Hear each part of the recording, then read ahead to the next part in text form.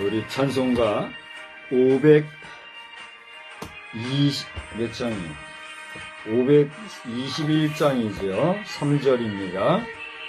주의 공로 힘입어 주저 말고 들어가서 생명길로 갑시다. 구원의 문 닫힌 후엔 들어가고 싶으나 한 번 닫힌 구원의 문 또 열려지지 않으리. 구원으로 인도하는 그 좁은 문 들어가 영생으로 인도하는 그 생명길 갑시다. 전능하사 천지를 만드신 하나님 아버지를 내가 믿사오며 그 외아들 우리 주 예수 그리스도를 믿사오니 이는 성령으로 잉태하사 동정녀 마리아에게 나시고 본디오 빌라도에게 고난을 받으사 십자가에 못 박혀 죽으시고 장사한 지 사흘 만에 죽은 자 가운데에서 다시 살아나심 하늘에 오르사 전능하신 하나님 우편에 앉아 계시다. 산자와 죽은 자를 심판하러 오시리라. 성령을 믿사오며 거룩한 공예와 성도가 서로 교통하는 것과 죄를 사하여 주시는 것과 몸이 다시 사는 것과 영원히 사는 것을 믿사옵나이다. 거룩하신 하나님, 이 3일 저녁 시간에도 저희들이 주님을 기억하고 주님을 생각하고 또 습관적이든 형식적이든 또는 반복적이든 이렇게 주님을 찬양하며 기도회로 모이게 해주신 것 감사합니다. 첫째는 우리에게 믿음을 주시고 또 이렇게 그 믿음을 실행으로 옮겨 이렇게 모일 수 있는 환경과 여건을 시간을 허락해 주신 것도 하나님의 은혜인 줄 믿습니다. 돌아보면 모든 우리의 삶이 당연한 것 같고 또 그것이 평범하고 우연히 자연스럽게 되어지는 것 같아도 돌아보면 그 모든 것이 다 주님의 은혜인 줄 알고 모든 것이 주의 은혜라고 고백할 줄 아는 그런 믿음의 고백 위에 주의 은혜에 감사하며 살아가는 저희들이 되게 하여 주시옵소서. 이 저녁 시간에도 많은 주의 성도들이 주의 전에 모여 예배하고 또 주의 세우신 사자들을 통해서 말씀을 증거하며 또 기도와 찬양으로 주님 앞에 나아가는 줄 압니다. 모두가 다 그리하지니 아니할지라도 주를 향한 열심을 가지고 주의 전에 모여 예배하는 모든 자들마다 그 믿음이 더욱더 깊어지게 하시고 또 깊어지는 믿음만큼 그 삶이 거룩하고 선행으로 넘쳐서 우리의 착한 선을 보고 우리의 믿음까지도 인정하는 도가 이 땅에 넘쳐나게 하여 주시옵소서. 주의 전에 나아가지 못하고 있는 초소에서 남아 주께 제단을 쌓고자 함께 자리한 심령들 그들의 심령까지도 주님이 헤아려 주시고 우리가 이 시간에 주의 이름으로 모여 예배하는 모든 자들마다 그 마음에 하나님을 향한 믿음으로 깊어지고 나아가 하나님이 베풀어 주시는 귀한 은혜의 샘이 그 속에서부터 넘쳐나는 역사가 충만한 시간만 되게 하여 주시옵소서. 말씀에서 은혜 주실 줄로 믿사옵고 예수님의 이름으로 기도드리옵나이다. 아멘. 우리 말씀은 요한복음 12장에서 보겠습니다. 지난 주일 저녁에 보았던 말씀인데 요한복음 12장 20절로부터 36절까지 우리 교독하겠어요. 요한복음 12장 20절로 36절입니다. 명절에 예배하러 올라온 사람 중에 헬라인 몇이 있는데 그들이 갈릴리 벳세다 사람 빌립에게 가서 청하여 이르되 선생이여 우리가 예수를 배우고자 하나이다 하니 빌립이 안드레에게 가서 말하고 안드레와 빌립이 예수께 가서 여쭈니 예수께서 대답하여 이르시되 인자가 영광을 얻을 때가 왔도다. 내가 진실로 너희에게 이르노니 한 알의 밀이 땅에 떨어져 죽지 아니하면 한 알 그대로 있고 죽으면 많은 열매를 맺느니라. 자기의 생명을 사랑하는 자는 잃어버릴 것이요 이 세상에서 자기의 생명을 미워하는 자는 영생하도록 보존하리라.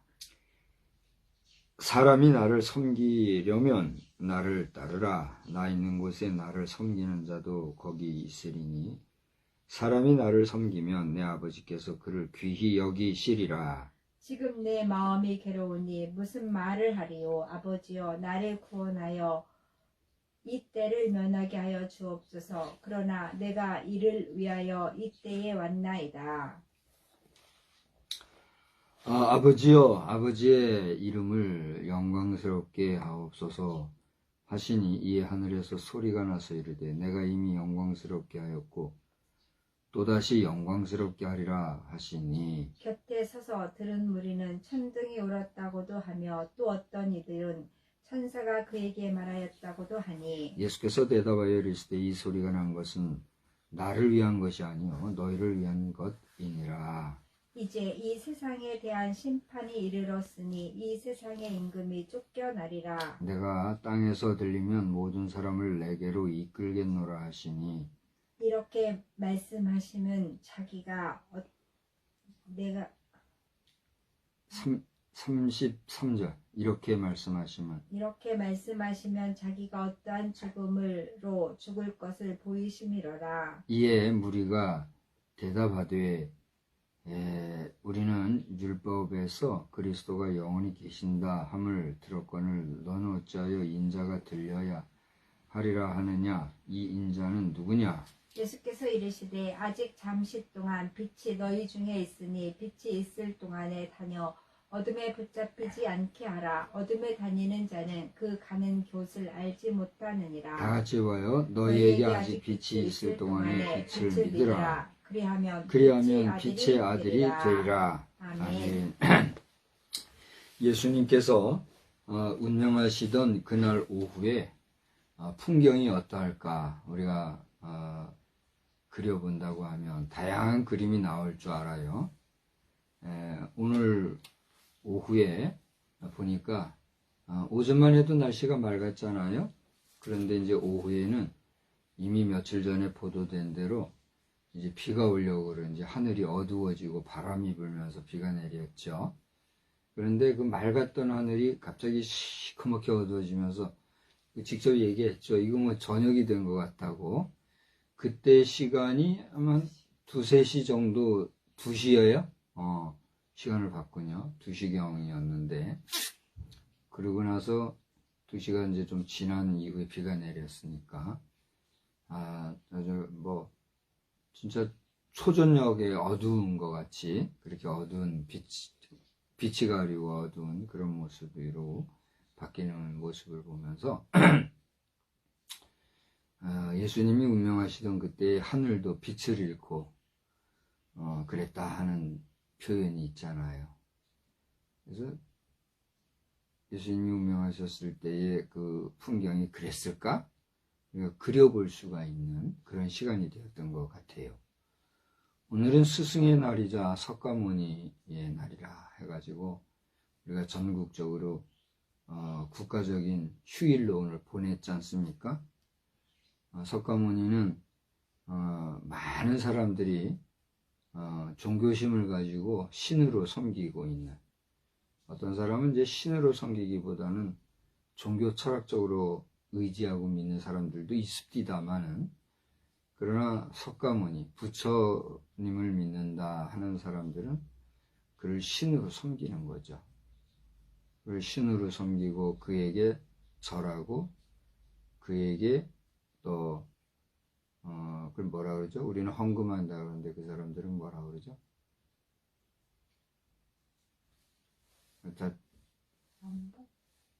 연보라는 말은 우리 교회에서 쓰는 말이고, 또 이렇게 하여튼 그들도 또 물질을 드리잖아요. 우리나라 같은 경우는 뭐 제가 다 잘은 모르지만 그 재산에 있어서 교회 재산보다도 불자들의 재산이 더 많다 할 정도로, 또 실제 우리나라의 역사를 볼라치면 신라시대를 비롯해 가지고 삼국시대, 고려시대, 이조시대 전반부까지도, 이조시대는 이제 유교가 대세를 이루었다고는 하나 그 이조시대에도 사실상 사찰이 유지 보존돼서 지금까지 내려온 거 아니겠어요? 팔만대장경은 고려시대 만들어졌죠. 그래서 우리나라의 불교 문화라고 하는 것, 불교 역사라고 하는 것은 소위 말하는 기독교 역사보다도 더 깊고 또 오래된 그런 역사를 갖고 있지 않습니까? 그러나 작금에 와서 복음의 역사를 볼라치면은 그것이 유대로부터 파급이 되어서 또 그 이전에 이 한반도까지 진출한 그게 이제 단지파를 그렇게 얘기하는 경우도 있는데 정확하지는 아니하지만 아무튼 성경의 역사를 볼라치면은 하나님께서 세우셨던 12지파 그들 가운데 그 후손들 가운데 분명히 우리 한반도에도 하나님을 아는 족속들이 이 땅에도 왔을 거 아니겠어요? 그래서 이제 지금까지 이르게 되었는데 우리가 그 신앙의 대상이나 또는 강화되어진 여기서 강화됐다고 하는 세력을 얘기하는 거예요. 세력이 어떠하냐에 따라서 신의 이름마저도 우리가 혼란스럽게 되는 그런 시대가 있었음을 보게 되죠. 그러나 어쨌든지 간에 2조 시대, 2조 말 끝 무렵에 저 미국을 통해서 일본을 통해서 또 뭐 미국 일본만이 아니죠. 우리나라에 온 선교사들이 독일 선교사도 있고 또 프랑스, 영국, 이탈리아도 있죠. 그런 선교사들의 입국을 통해서 성경이 전파되어지고 또 그 성경은 하나님의 말씀인 복음이 기록되어 있는 말씀이니만큼 이제 우리나라에도 기독교가 전래되어서 지금에까지 이르게 되었는데 하여튼 이 우리나라의 종교의 역사라고 하는 것은 하여튼 유교, 불교, 또 기독교, 또 천주교. 사실 이제 천주교가 더 오래되었니 그렇지 않으니 이런 논란도 많이 있습니다만은 어쨌거나 천주교가 말하는 천주의 그 핵심은 우리가 믿는 유일하신 하나님, 여호와 하나님 신앙, 여호와 신앙이라는 사실을 대전제로 한다 할 때에 우리나라의 기독교가 들어온 것이 이제 얼른 셈을 좀 해보세요. 1994년도면은 이제 100년이 되는 걸로 내가 알아요. 그럼 지금 24년이니까 몇 년이에요? 30년 지났나요? 130년.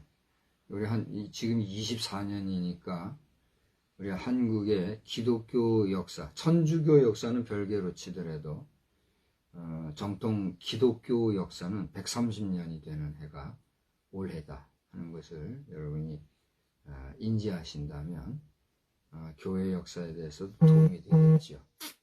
어쨌거나 말씀드리고자 하는 핵심은 뭐냐면 이렇게 우리 한국 땅, 한반도 땅에 복음이 들어온 역사가 있는가 하면 또 이제 불교의 역사도 찬란한데 어떻게 하다 보니 우리나라에서는 전 세계가 지키는 성탄절에 버금가는 그런 석가모니 탄생의 날을 또 이렇게 국가 공휴일인가요? 국가 기념일은 아니죠. 국가 공휴일이죠.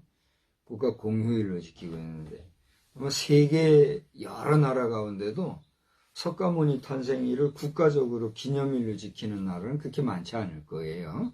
여러분이 한번 찾아보시기 바랍니다. 불교의 본산국이 어디예요? 인도죠.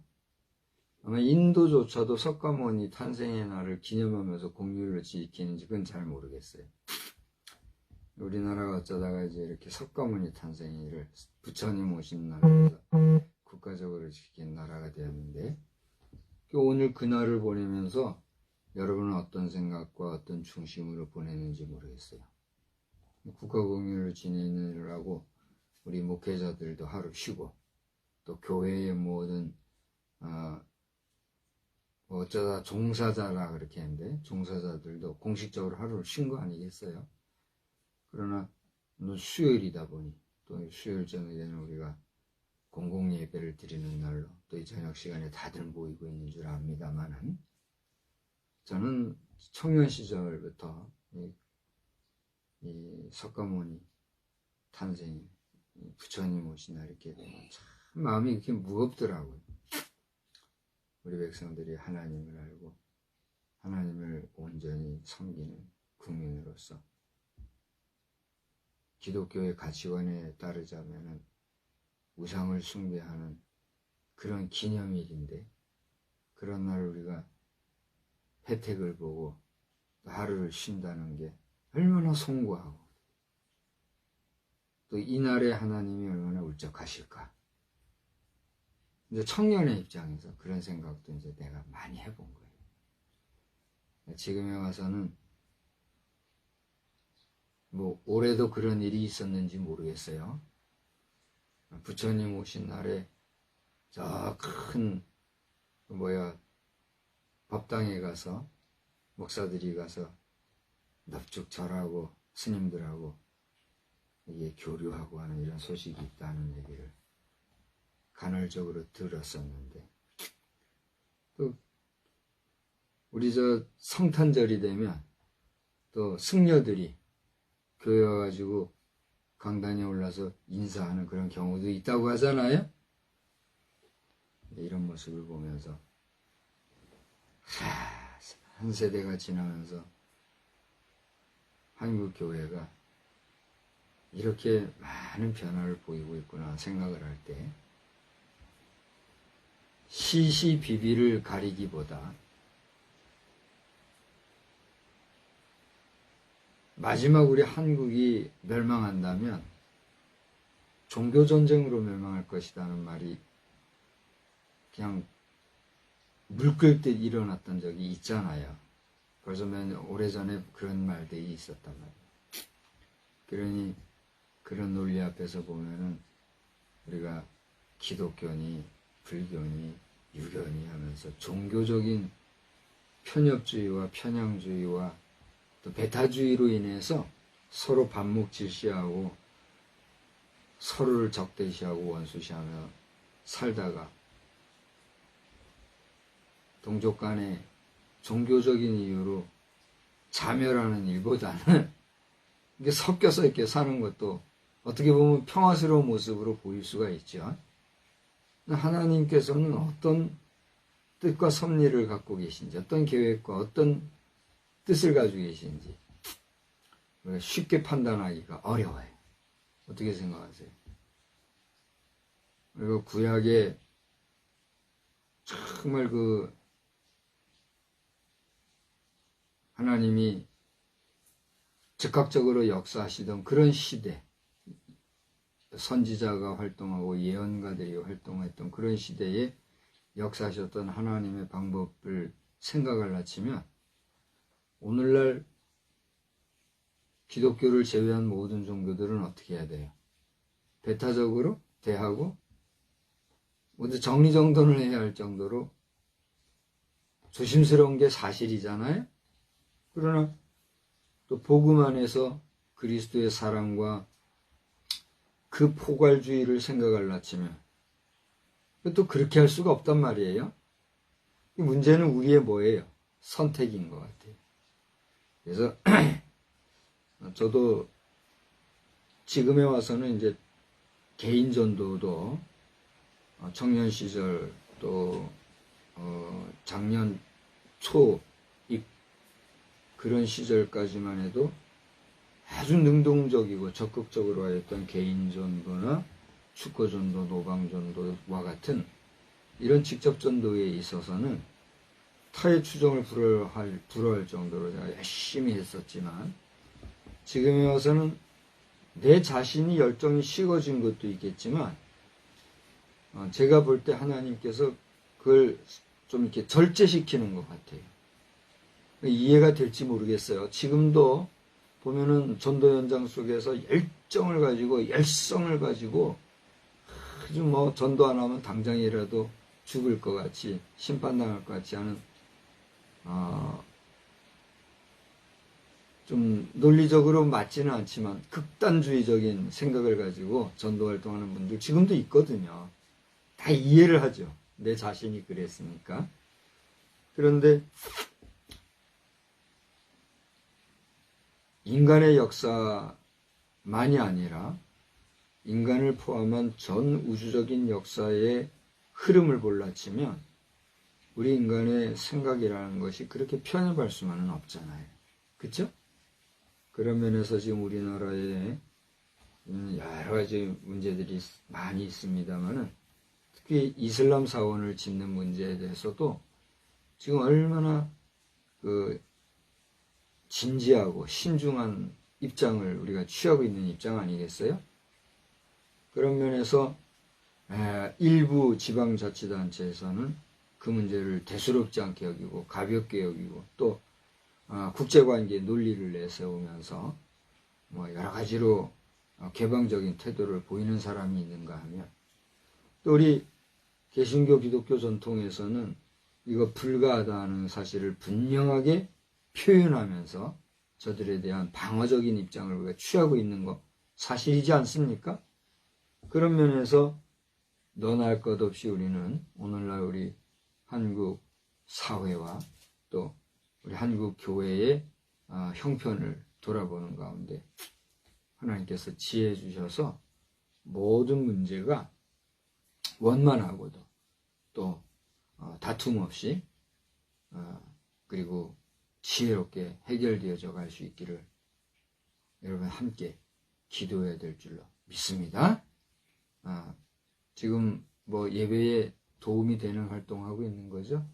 그러리라고 보고 이제 오늘 저는 말씀 가지고 지난 주일에 똑같은 본문을 가지고 말씀을 전했습니다만 지난 주일에는 선생의 선생 만나기 그런 제목을 가지고 이 빌립을 선생이라고 불렀던 당시 헬라 사람들 중에 일부 예루살렘 성에 와서 성전을 찾았던 사람들 가운데서 예수님을 만나기 원했던 사람들의 이야기를 살펴보았어요.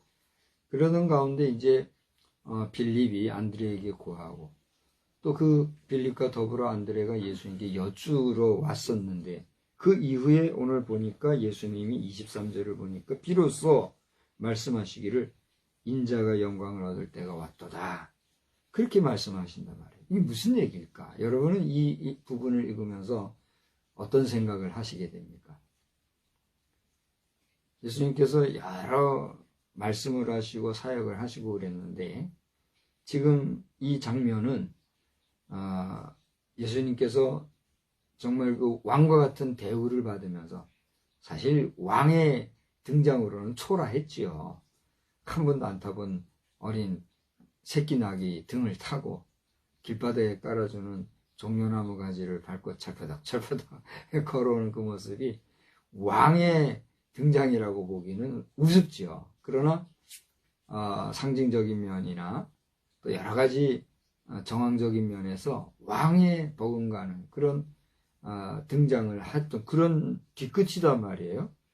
그런데 그 뒤끝에 지금 유대인이 아니라 그 당시로서는 이방인에 속하는 헬라인들이 그 제자들을 통해서 예수님을 만나러 왔다는 소식을 들었을 때 예수님이 하시는 말씀이 이제 인자가 영광을 얻을 때가 됐다. 이런 말씀하셨다 말이에요. 여러분은 여기서 뭘 생각하시는가? 우리는 이미 예수님을 알고 예수님의 그 사적을 통해서 예수님의 전후를 다 알고 있기 때문에 이것이 무엇을 의미하는가를 알고 있죠. 그게 뭐예요? 이제 예수님이 생의 마지막을 고하시를 그 생의 마지막 길을 가시는 부분이다. 그래서 당신이 지금 어떤 고난의 길을 갈 것인지를 아시고 그 시기, 그 때가 도래했다는 것을 알고 언급하신 것이다. 이렇게 우리가 얘기한단 말이에요. 그래 예수님이 이제 인자가 영광을 얻을 때가 됐다. 그때 그 심정은 어떤 심정이었을까 하는 거예요. 우리가 앞길을 안다는 거, 앞일을 내다볼 수 있다는 거, 그러니까 미래 역사를 미리 들여다볼 수 있다는 거, 그 좋은 일일까요? 좋지 않은 일일까요? 좋은 일이죠. 좋은 일이에요. 분명히 내가 잠시 1시간 후에, 1일 후에, 열흘 후에, 한 달 후에 무슨 일이 생길 것인지, 1년 후에, 10년 후에 어떤 일이 벌어질 것인지 내가 알고, 그것에 대해서 말한 대로 그 상황들이 벌어진다. 이 멋있는 일 아니에요? 그런데 그 장차 되어질 일들이 좋은 일들로 펼쳐진다면 참 더할 수 없이 좋은 일이죠. 말한 대로 척척이 열리고, 기왕이면 그 모든 상황들이 내가 내다보는 가운데 멋있게 싹 이렇게 소위 말하는 꽃길을 걷는 것 같이 싹 펼쳐지는 일들만 청결된다면 좋겠죠. 그런데 그 앞일에 고난의 길, 역경, 험산줄령과 같이 힘들고 어려운 예수님 같은 경우는 어떤 경우에 그 처절한 죽음을 맛보셔야 되는 그런 상황을 알고 있다라고 하면 그 심정이 어떻겠느냐 말이에요. 여러분이 앞으로 며칠 후에, 사실 여기 시간적으로 보면 이게 지금 불과 하루 이틀 후에 예수님이 고난당하는 상황이거든요. 근데 불과 몇 시간, 며칠 후에 내가 처절한 죽음을 맛볼 운명이다. 에? 근데 그걸 내가 알고 있어요. 그렇다면 그때 그 상황에 대해서 내가 말한다고 하면 그때 심정이 어떻겠느냐 말이에요. 오늘 인자가 영광을 얻을 때가 왔도다. 말이 좋아서 우리가 인자가 영광을 얻을 때가 왔도다 하고 이렇게 있고, 예수님 이렇게 말씀하셨나 보다. 이게 읽을 것이지 그 말씀을 하신 예수님의 심정이 어떻겠느냐 말이에요. 저는 오늘이 마침 스승의 날이고 또 이 수요일 저녁에 이 말씀을 나누게 된지라 저는 이 본문을 가지고 선생의 고충, 그런 제목을 제가 한번 삼아봤어요. 어제죠. 우연인지 필연인지 모르겠는데 어제 우리가 뭐 어디서 어떻게 만들어진 영화인지는 모르겠지만 제목이 뭐였죠? 사라진 시간. 그분이 본명이 아니라 그래요. 본명이 아닌데 조진웅이라고 하는 그분이 부산 출신인지 뭐 말투를 보면 부산 경남 그쪽 사람인 것 같아요. 조진웅 씨라고 하는 분이 주연인지 뭔지는 모르겠으나 처음부터는 안 나오고 잠깐 후에 나왔죠. 이제 그분이 시간의 변화, 상황의 변화로 인해서 자신의 신분이 바뀌고 삶이 바뀌고 환경이 바뀌고 자신의 그 모든 그 존재됨 자체가 바뀌어버리는 그런 이야기가 나오는 거 우리가 어제 봤잖아요. 요즘 영화는요, 지금 벌써 몇 년째 외국 영화도 마찬가지예요. 외국 영화도 마찬가지고 우리나라도 마찬가지고 가만히 보면 이 시차가 개념이 없이 그냥 뒤바뀌면서 전개되는 그런 영화를 많이 만들어내는 것 같아요. 예전에는 공상과학 영화, SF 영화에서나 이제 그 시간이 왔다 갔다 하는 뭐 타임머신 개념이 생기면서 워프 현상 같은 것도 뭐 이야기가 되고 이런 영화들이 있었는데 요즘에는 평범한 일상의 그 스토리를 가지고도 시간이 과거와 현재와 미래가 왔다 갔다 하면서 그 상황도 바뀌는 이런 영화들이 많이 나오는 것 같아요. 그리고 보면 이 영화나 드라마의 시나리오 작가들의 이 정신세계라고 하는 거는 엄청 앞서 나가 있는 것 같다. 그런 생각을 하게 돼요. 근데 여기서 중요한 포인트는 뭐냐 하면 그러한 작가들의 생각이 존재한다는 것은 우리가 살아가는 실존 세계에서의 그러한 가능성이 있다는 걸까요? 없다는 걸까요? 여러분은 어떻게 생각하십니까? 분명히 영화나 소설이나 이런 부분들은 픽션입니다. 그죠? 픽션이라는 건 말 그대로 허구잖아요. 허구라는 건 뭐예요? 거짓말이잖아요.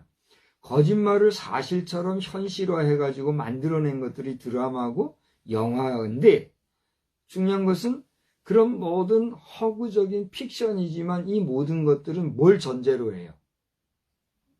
가능성을 전제로 한 이야기들이다 보니까 이 픽션에 불과한 이야기들이었는데 언젠가 때가 되고 시간이 되면 이게 사실이 되어지는 현상, 현실들을 우리는 또 역사 속에서 보고 있어요? 안 보고 있어요? 보고 있어요. 그러다 보니 픽션이 넌픽션이 되고, 넌픽션은 사실을 사실화해서 쓰는 거니까 그건 그거대로 우리가 다양한 장르의 예술작품을 현실에서 보고 있는 거 아닙니까? 제가 막간을 이용해서 한마디 한다면, 오늘은 내가 어떻게 해서 그렇게 생각을 했는지 모르겠지만 진짜로 영화를 한 편 보고 싶더라고요. 날씨도 좀 그렇고 오늘따라 이제 시간도 여유가 있고 내가 가족을 위해서 뭐 제대로 한 것도 없고 그래서 기분도 좀 내보고 싶고 그래서 영화를 한 편 보러 갑시다. 제가 그랬겠다. 근데 요즘에 또 오늘 제목이 뭐라 그랬죠? 에? 요즘 뭐 이게 시즌 4 벌써 네 번 뭐죠? 오늘 얘기한 건데도 제목을 모르네요. 요즘 인기 영화라고 하더라고요. 벌써 1000만이 돌파했다고요. 뭐라 해야 돼? 나쁜 영화, 폭력하고 막 나오는 영화. 뭐죠? 마동석 씨가 나오는 영화로 내자드만 포 해가지고 영화가 나왔대요. 벌써 1000만이 벌써 넘었다고 하니 우리는 5천만 대한민국 백성 중에 아직 그 영화를 보지 못한 존재들 가운데 하나인 거죠. 큰맘 먹고 영화를 보러 가려고 했고 이 동네에도 그게 범죄도시예요? 범죄전쟁이에요. 범죄도시. 영화 한 편이 10,000원을 넘는데요.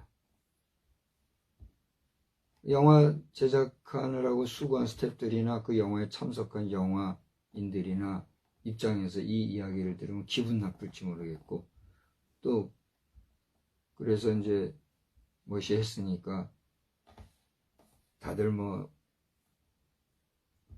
웃음이 만연하겠지만 영화 한 편이 11,000원이래요.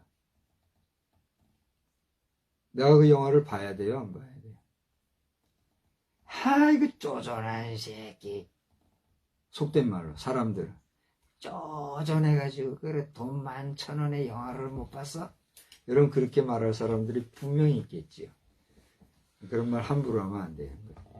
저도 그런 면에서 돈 11,000원에 영화 안 봤다는 걸 자랑삼아 말하겠다는 게 아니라 11,000원의 가치를 내고 그것도 범죄 도시의 모습을 그게 픽션인지 넌픽션이든지 간에 그려낸 영화를 가서 보고 앉아있다는 것 자체가 너무 송구한 거예요. 그래서 그 영화를 보러 가야 돼요? 마야 돼요?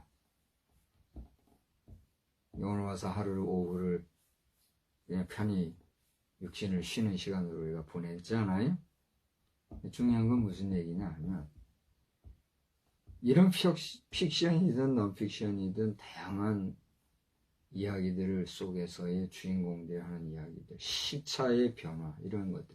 어제 제목이 뭐라고요? 사라진 시간 이라는 걸 보면서 장래되어질 일을 안다는 거, 시간적으로 미래를 내다볼 수 있다는 거 보면 멋진 일이지만 그것이 고통스러울 때의 괴로움이라는 거는 당사자 입장에서는 셀 수가 없는 거예요. 헤아릴 수가. 어제 그 주인공 조준영 씨가 그 무슨 술인지 모르지만 술을 마시면서 이거 우는 건지 뭐 엄청나게 혼자 독백의 그 장면 보이죠? 얼마나 연기 잘합니까? 나도 그거 시키면 하겠더라고요. 마셔가면서. 그러니까 그 연기를 잘하니까 멋진 배우가 돼서 계속 활동하는 거지 않습니까? 얼마나 비통하겠어요, 그 가슴이. 그 이해되든가요? 그걸 주인공의 심정을 이해하지 못하고 그 영화를 보면 봐도 뭘 본 거예요? 헛거 본 거예요. 근데 그 영화 드라마 속에서 주인공의 심정을 읽고 그 주인공도 그 주인공 시나리오를 이해하면서 그 환경, 영화 속에서의 그 주인공의 심정을 통곡하면서 연기할 때 비로소 그게 하나의 작품으로 녹아드는 거 아닙니까? 그렇잖아요. 그러니까 우리가 그 심정을 이해할 때 몰입이 되는 것처럼 영화 한 편에서도 그런데 예수님이 오늘 인자가 영광을 얻을 때가 도달 때 이 말씀이 뭘 의미하겠느냐 말이에요. 그래서 제가 금방 소개한 것처럼 선생의 고충, 제가 그런 제목을 삼았는데 오늘 이 짧은 한마디 속에서 우리는 선생 예수, 우리의 영원한 스승이신 예수님의 그 고충을 읽을 수 있는 부분이다 하는 거예요.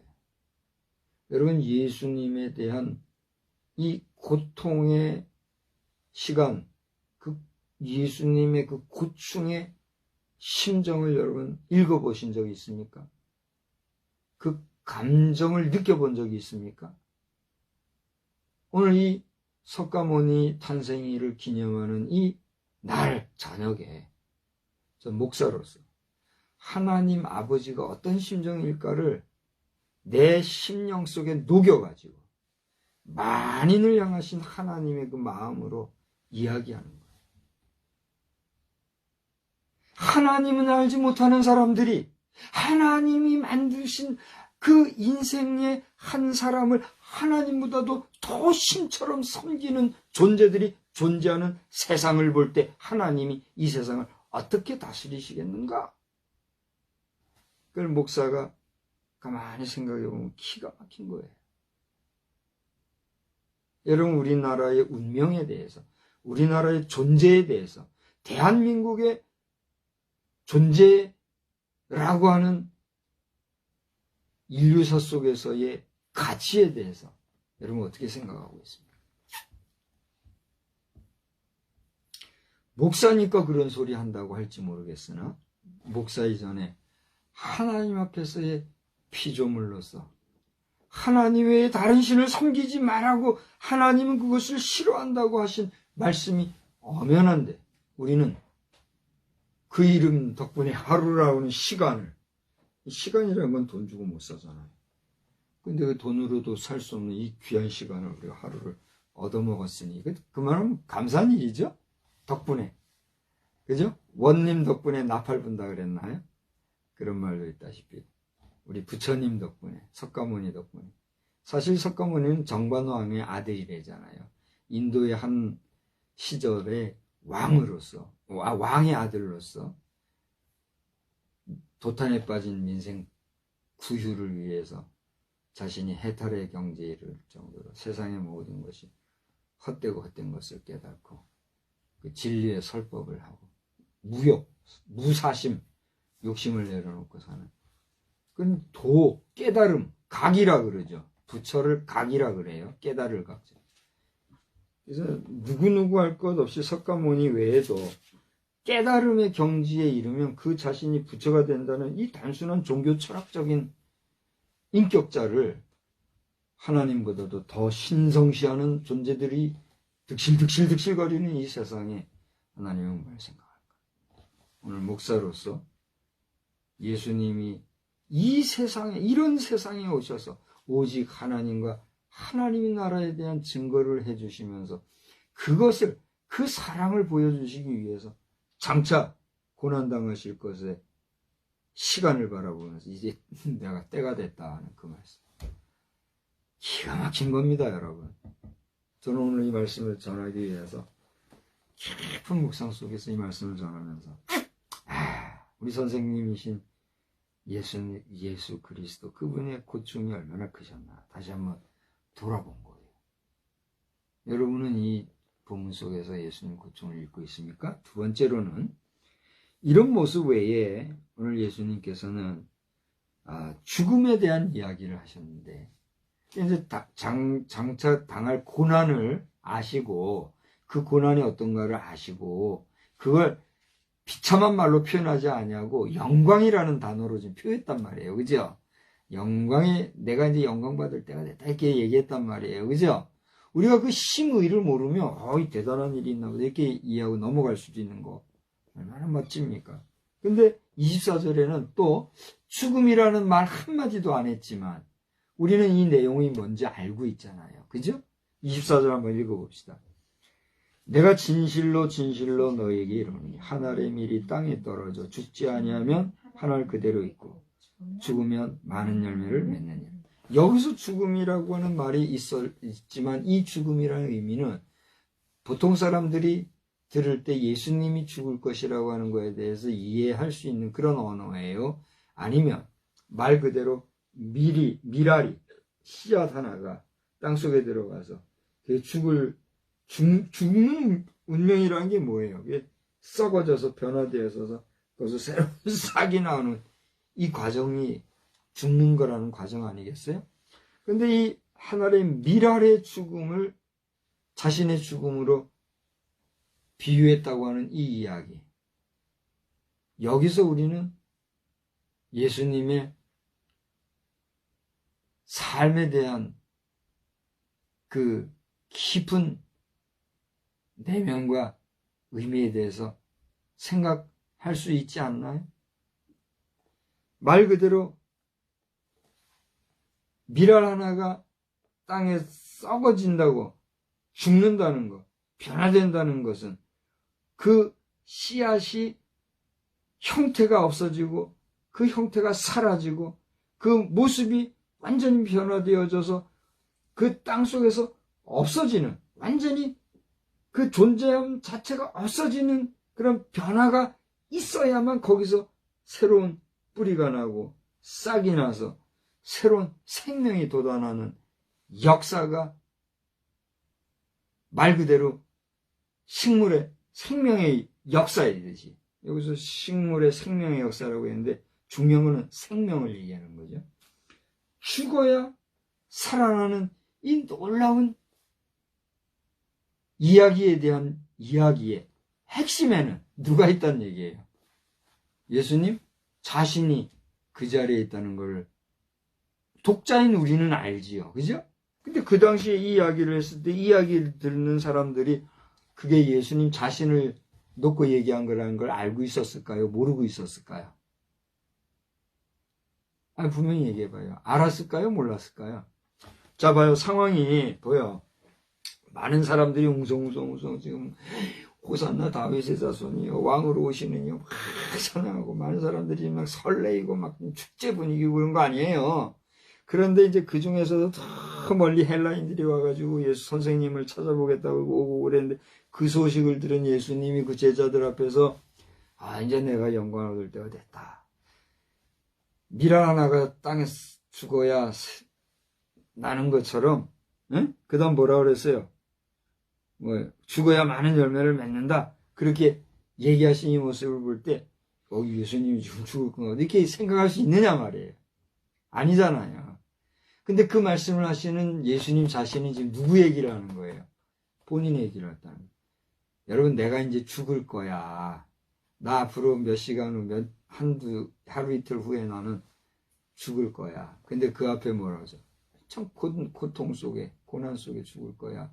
그걸 얘기하실 때 예수님의 우리가 선생님이라고 얘기하는 이 스승의 심정이 어떻게 했느냐 말이에요. 그 고충을 여러분 생각해 보셨느냐 말이에요.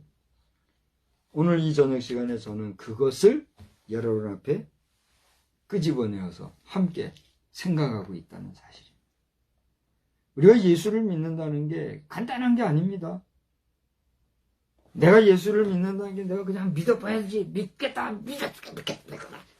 자기 마인드 컨트롤식으로 그냥 나는 믿어봐도 난 예수를 믿는 사람이야. 나는 구원받는 사람. 그런다고 예수 믿는 거냐 말이에요. 에? 웃기는. 예수의 이 진지하고도 준엄하신 생명의 문제에 대한 주님의 그 고충에 대한 이해 한 번 없이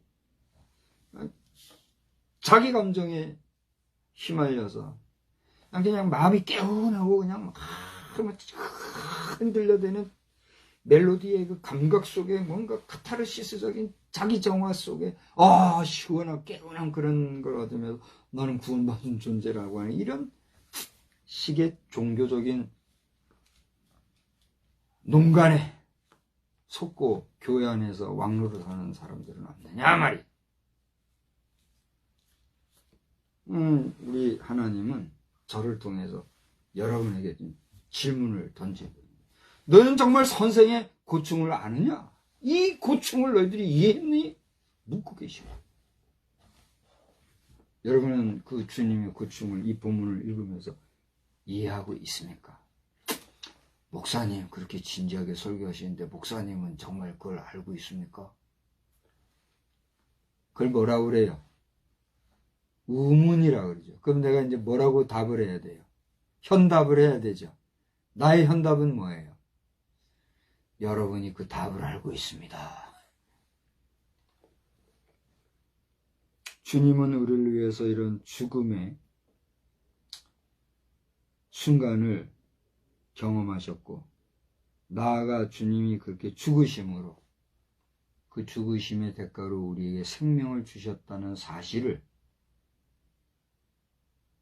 여러분이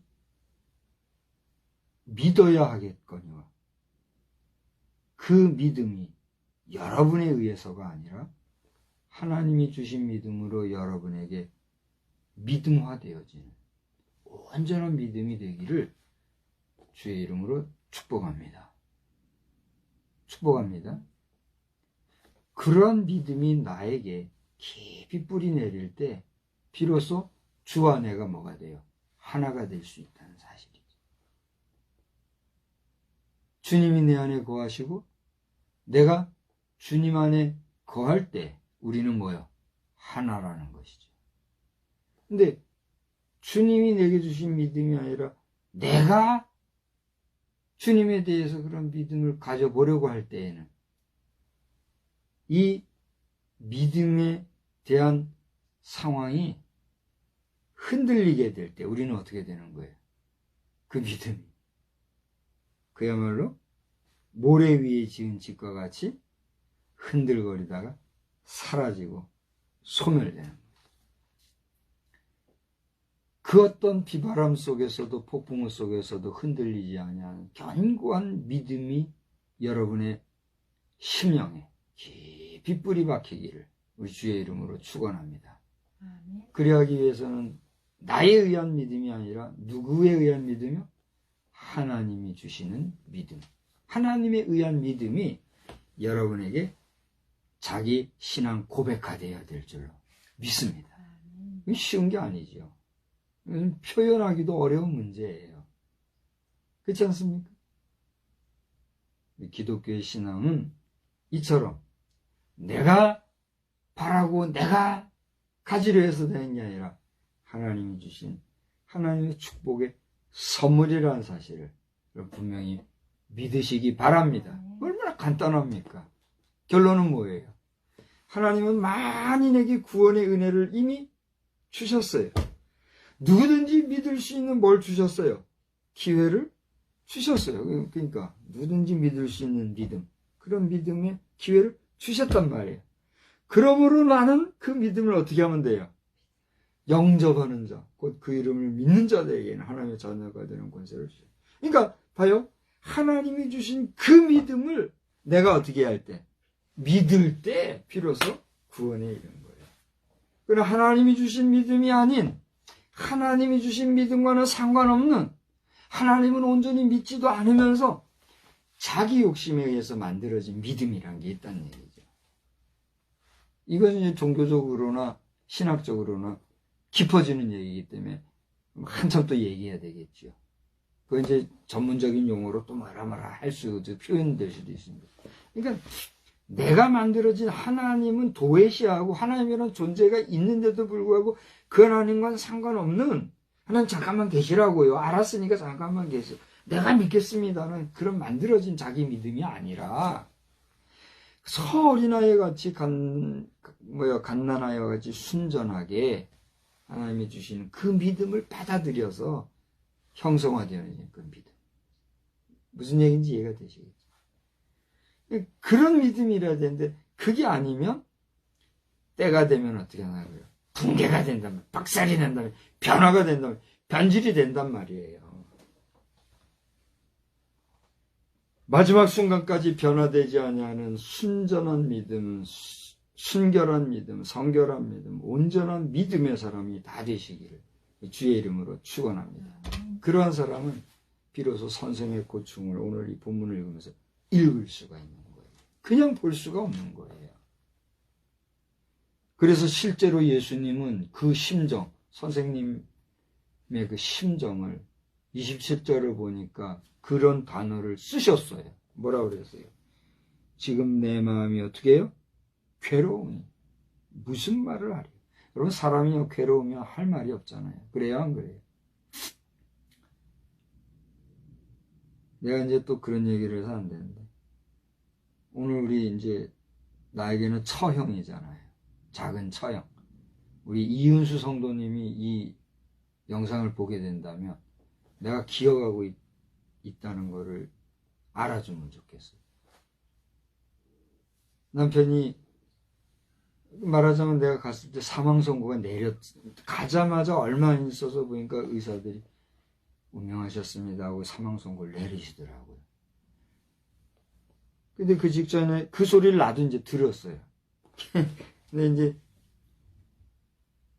그러면 목사가 믿음을 가지고 안 돼요, 일어나라, 이렇게라도 해야 되는 거 아니에요? 근데 그게 안 되더라고요. 아, 운명하셨구나. 받아들이는 거예요. 그러고 나니 그 앞에 가서 기도가 안 돼요, 솔직하니. 내가 가서 기도한다고 형님 귀 앞에 가서 뭐라 기도하는데 기도도 안 돼요. 기도도 안 되고 내 심정으로는 평안히 가십시오 라는 기도가 나오는데 듣는 이들이 있는데 그렇게 할 수가 없잖아요. 그러니 나는 또 내 나름의 언어로 내 심령으로는 평안히 가십시오, 안녕히 가십시오. 나는 이제 그렇게 기도하는데 돌려 기도하는 거죠. 근데 바로 나는 이제 시신이 이렇게 누워있고 나는 그 아래에 가서 이 폼이 그렇게 됐어요. 그래서 거기서 붙잡고 이렇게 그렇게 기도하는데 그 이제 아내니까 와가지고 같이 기도하면서 그 형님의 위에서 이게 3단이 된 거예요. 처형, 형님, 나. 그 위에서 아니야, 꿈이야, 이건 꿈이지. 어서 깨, 일어나라. 그 얘기를 하는데 왜 기도가 되겠냐고요. 뭐라고 했는지 그런 심정을 내가 가지고 있었어요. 그게 무슨 말을 하냐 말이에요, 그때. 그잖아요? 제가 이 얘기를 하는 건 뭐냐면 마음이 괴로우니 무슨 말을 하려 하는 그 심정을 그때의 그 남편 잃은 여인의 그 심정을 통해서 읽히더라. 그러니 이 상황은 예수님 자신이 지금 잠시 후에 자신이 어떻게 죽을 것을 모르긴 해도 예수님이 처절하게 찔리고 못 박히고 피 흘릴 그 모습을 보셨을지도 몰라요. 그죠? 그러니 그걸 아시는 예수님이 얼마나 괴로웠겠어요. 내가 지금 많이 괴로운 무슨 말 하겠느냐고. 그러면서 아버지 나를 구원하여 이 때를 면하게 해주십시오. 실제로 지금 그렇게 기도하셨어요, 예수님. 이거 좀 피하게 해주면 안 됩니까? 그런데 그 뒤에 보죠. 그러나 내가 이를 위하여 이때에 왔습니다. 그래서요. 자, 오늘 여기 본문에도 이렇게 나와 있지만 나중에 14, 15, 16장 지나서 10 몇 장이에요? 여기 요한복음에는 없나요? 요한복음 보면은 예수님이 제자들과 함께 저 가가지고 이제 기도하실 때에 요한복음에는 그런 내용이 없나 봐요. 요한복음에는 그런 내용이 없는데 지금 누가복음 같은 데 가서 보면 지금 이 이야기가 아니죠. 여기 지금 예루살렘 성내에서 이야기를 하시고 6월절 만찬석상을 지나서 저기 어디로 가셔서 기도하셨어요? 겟세마네 동산에 가서 기도하실 때 그때 예수님이 또 한 번 이런 식의 기도를 했잖아요. 떨어지는 땀방울이 핏방울처럼 되면서 기도하실 때 뭐라고 그랬어요? 아버지여 이 고난의 잔이 내게서 옮겨지게 하여 주옵소서. 그러나 내 뜻대로 마시고 아버지의 뜻대로 없어. 그런 기도의 제목이 나오잖아요. 그 말씀이 있기 전에 이미 여기서도 지금 이 얘기를 한 거예요. 하나님 나를 구원해 주십시오. 그러나 내가 이를 위하여 이때에 왔습니다. 아버지여 아버지의 이름을 영광스럽게 하옵소서. 예수님은 우리가 신학적으로 예수님의 사상은 하나님과 하나님의 나라를 전한 삶을 사셨다 이렇게 얘기하거든요. 저를 보세요. 하나님과 하나님의 나라는 뭐예요? 본질적인 면에서 누구를 전한 거예요? 하나님을 전한 거예요.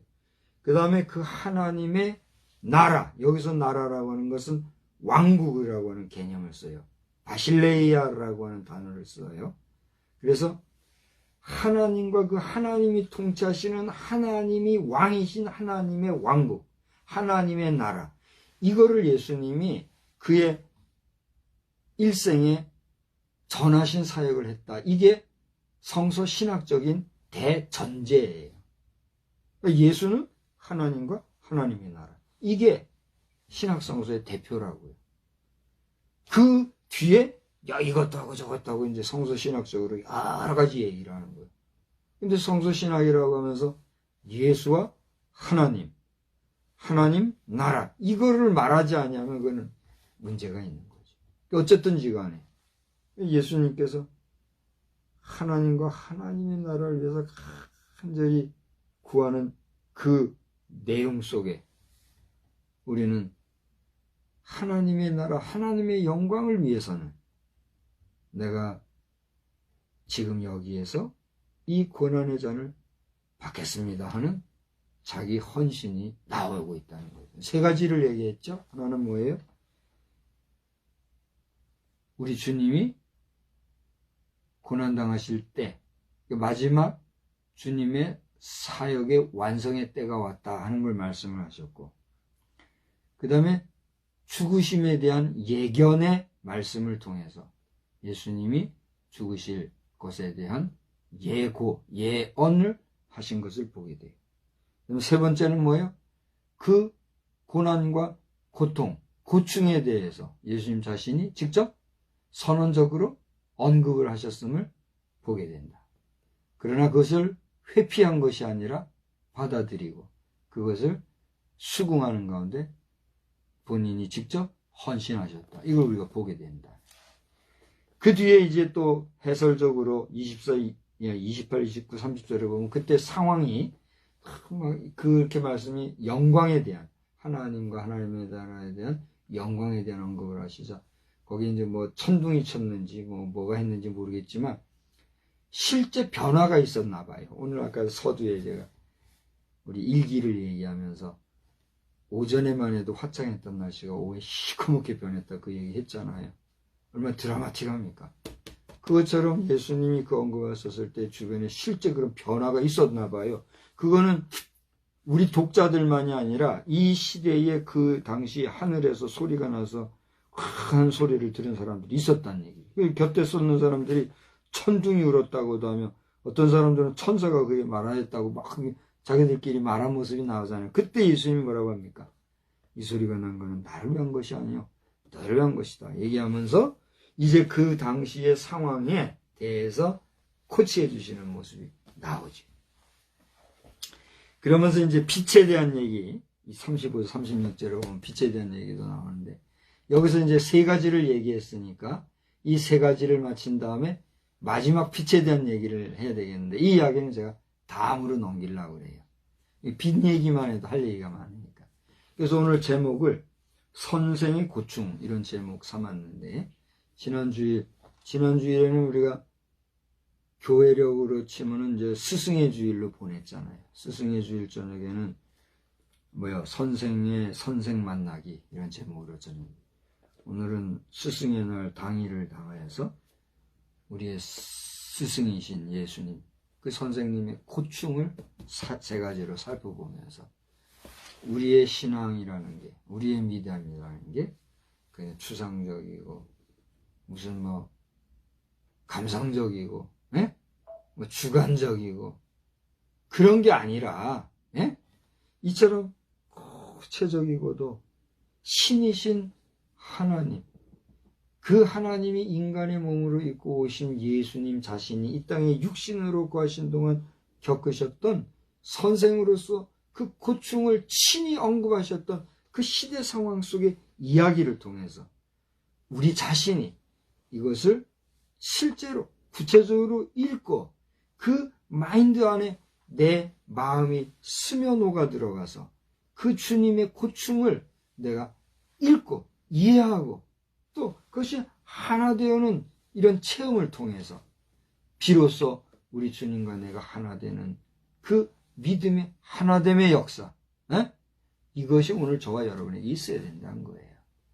그거 없이 그냥 감각적으로 감상적으로 그냥 노래 몇 마디 하고 그냥 신나게 그냥 소리치고 이거 무당들 저 푸닥거려 하듯이 말이에요. 강단 뛰어다니면서 노래하고 이딴 식으로 해가지고 쾌락적이고 감각적이고 막 기쁨이 충만하고 은혜 받은 건 줄 알고 그런 식의 믿음 생활은 때로는 필요도 한 것 같아요.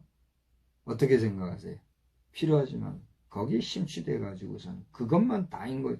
그렇게 하지 못하면 믿음 없는 같이